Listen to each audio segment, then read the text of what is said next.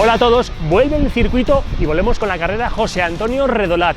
Y atención porque el recorrido es muy sencillo, es un rectángulo perfecto.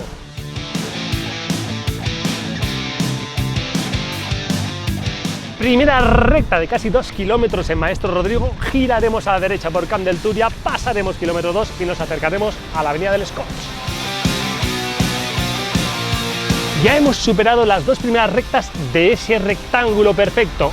Nos adentramos en la avenida Cortes Valencianas con el Palacio de Congresos y con el Casinos, así que si tienes unas en la manga, este es el momento de sacarlo. Bueno, llegados a este punto, estamos en la Dama de Elche, estamos rozando el kilómetro 3 y estaremos a una sola recta y un giro de bajar a las pistas de atletismo.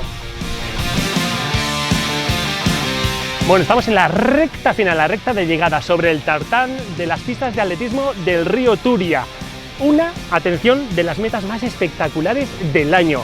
Y atención porque este año casi no vais a correr por el río, es más, no vais a correr por el río, vais a bajar por la antigua rampa del maratón, por donde bajaban los maratonianos cuando la maratón tenía la meta aquí.